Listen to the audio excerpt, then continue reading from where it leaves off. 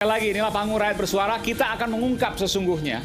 Ini menjelang dari pra peradilan Peggy tanggal 24. Tetapi saya baru mendapatkan informasi pemirsa bahwa berkas perkara dari kasus Vina, yakni Peggy Setiawan, baru saja P21 dan akan diserahkan besok.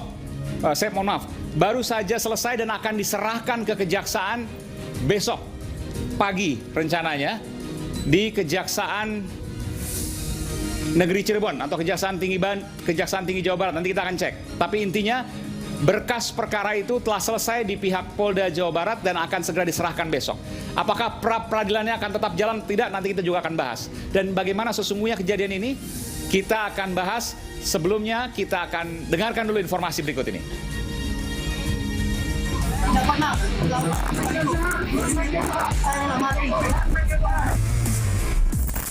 Peggy Setiawan akan menghadapi sidang pra-peradilan pada 24 Juni 2024. Saya tidak bersalah. Semua tidak. Saya tidak ikutan geng apa-apa. Tidak. Polisi dan tim pembela Peggy akan beradu bukti dan alibi guna membuktikan keterlibatan Peggy di kasus pembunuhan Vina dan Eki. Kalau polisi bisa membuktikan alat buktinya seandainya pisau itu ada atau samurai dan penyebab kematian karena tusukan, pisau pun sesuai dengan otopsi, ditemukan juga sidik jarinya si Peggy Setiawan. Sementara itu penyidik mempercepat pemberkasan dan juga menjadikan hasil dari pemeriksaan ayah almarhum Eki, yakni Ibtu Rudiana, sebagai pelengkap berkas untuk diserahkan ke kejaksaan. Ayah Eki, ya tentu sebagai pelapor yang melaporkan terkait dengan kejadian ini sudah diperiksa, ya baik oleh penyidik dari Polda Jawa Barat. Tentu untuk kepentingan pemeriksaan, penyidik sedang mempersiapkan untuk penyerahan berkas perkara ke jaksa penuntut umum. Ibtu Rudiana dilaporkan oleh kuasa hukum Saka Tatal, yakni Farhad Abbas, karena dianggap mempengaruhi sejumlah saksi pada kasus pembunuhan Vina dan Eki 2016 lalu. Niat kami bukan untuk memenjarakan Rudiana ya, tapi untuk menjempurnakan keadilan sebenarnya gitu. Mungkin kita dianggap tidak sempurna, tapi jangan sampai laporan kami yang dianggap tidak sempurna ini membuat terjadi kesempurnaan dalam hal merekayasa atau menjalimin atau salah menghukum. Mantan Menko Polhukam Mahfud MD mencurigai ada permainan dalam penangkapan tersangka Peggy Setiawan dalam kasus pembunuhan Vina dan Eki. Ini bukan sekedar unprofesional, tetapi menurut saya memang ada permainan. Ada aroma profesional itu orang mungkin kurang cakap, kurang hati-hati, itu tidak profesional. Tapi kalau ada permainan untuk melindungi seseorang atau mendapat bayaran dari seseorang untuk mengaburkan kasus, itu sudah sebenarnya sebuah permainan yang jahat. Kurang dari sepekan, nasib Peggy Setiawan akan ditentukan melalui pra-peradilan. Apakah Peggy akan bebas bui atau terancam hukuman seumur hidup hingga hukuman mati?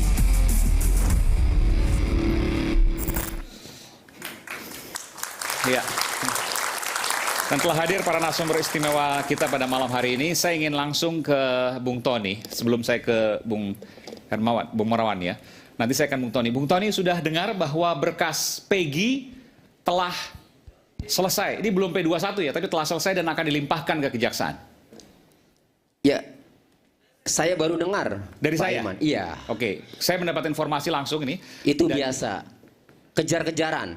Oke. Iya, karena polisi atau penyidik ini itu. Informasi terbaru ini ya. Iya, itu kalaupun benar, ya, kalaupun benar, ya, sudah lengkap dan mau mengirimkan ke kejaksaan, itu biasa. Itu strategi penyidik, karena kalau sidang pokok perkaranya dimulai, maka gugatan pra peradilan itu putusannya pasti gugur. Kita bicara andai-andai. Kalau besok kemudian dilakukan pelimpahan, lalu kemudian dinyatakan P21 di hari yang sama mungkin? Tidak mungkin. Kenapa? Jadi dalam KUHP ada waktu 14 hari untuk meneliti berkas. Sementara kasus ini viral, ya. terakhir penyidik ketika memintai keterangan saksi Dede Kurniawan yang saya dampingi di Polresta Cirebon saja, itu penyidik terlihat masih mencari alat bukti. Ya, untuk mengetahui bahwa apakah motifnya ini geng motor, apakah motifnya ini jack mania garis keras. Itu kami dampingi, dan ternyata ketika di Polda Jawa Barat masih mencari geng motor, tetapi setelah di Polresta Cirebon, Polres Cirebon Kota itu sudah mengerucut pertanyaannya itu ke garis keras. Alhamdulillahnya Dede Kurniawan juga tidak menyatakan bahwa baik dirinya maupun Peggy Setiawan adalah anggota Jack garis keras. Ya, jadi itu masih mencari alat bukti. Jadi kalaupun dikirimkan ke kejaksaan besok, ya sah-sah saja. Tetapi saya menilai pasti jaksa masih banyak memberikan petunjuk ya untuk kekurangan-kekurangannya. Dan ini akan dievaluasi. Saya tanya ke Pak Arianto dulu, Irjen Polisi Purnawirawan. Pernah pakai mikrofon, silakan. Dalam pengalaman saya selama 50 tahun jadi polisi itu hampir tidak pernah itu. Begitu diserahkan langsung diterima. Ya. Karena apa? Karena tugas jaksa itu adalah meneliti daripada berkas perkara. Dan dia menelitinya tidak sembarangan karena itu tanggung jawab dia nanti. Apabila dia mengatakan itu sudah lengkap, itu berarti dia sudah menanggung bahwa itu semuanya benar. Paling cepat berapa hari Pak biasanya? Paling cepat yang Bapak pernah tahu? Saya tidak pernah tahu. Dalam waktu 2 hari? Pernah? Enggak pernah. Itu tadi disampaikan karena ada 14 hari untuk meneliti.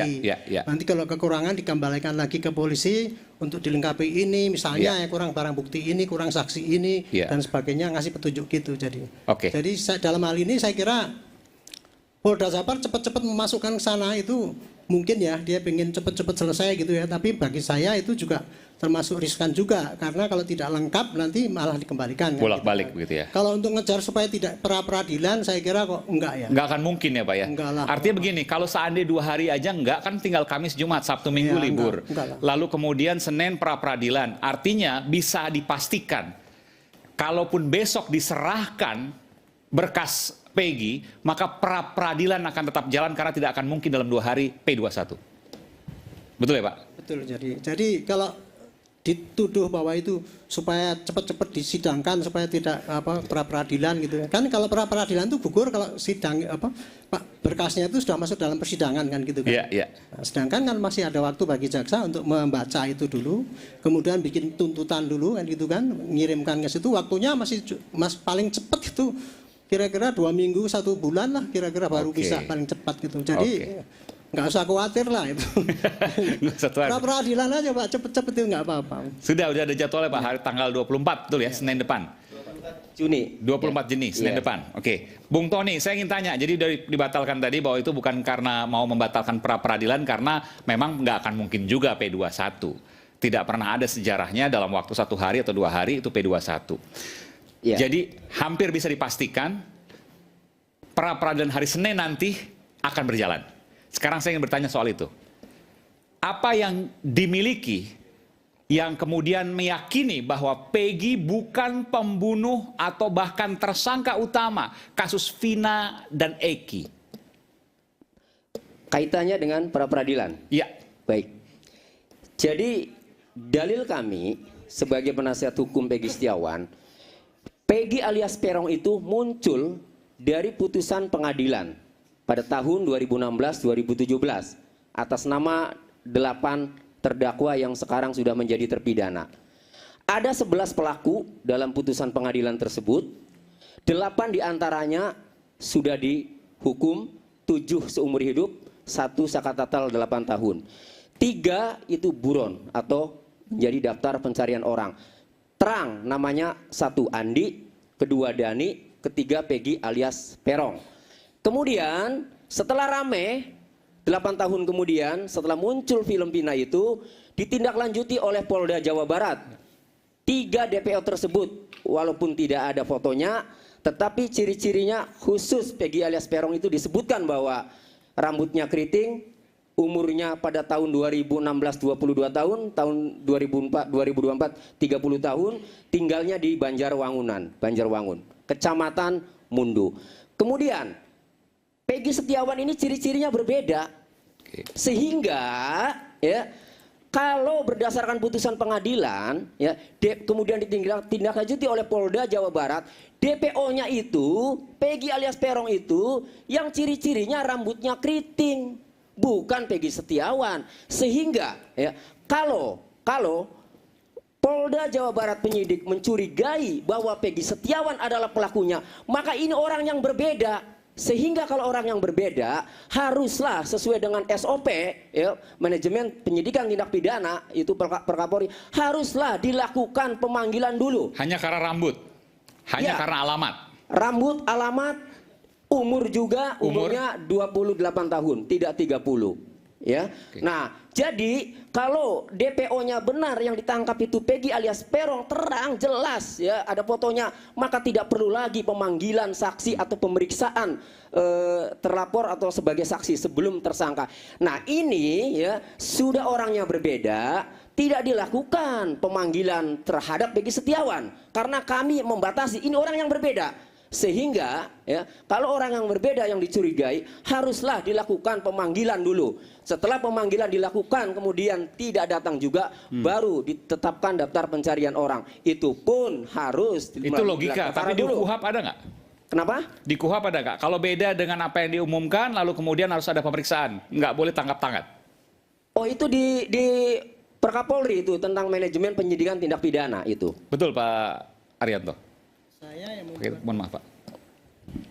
Saya yang membuat perkap itu, dan seingat saya tidak ada ketentuan sampai detail seperti kayak gitu ya.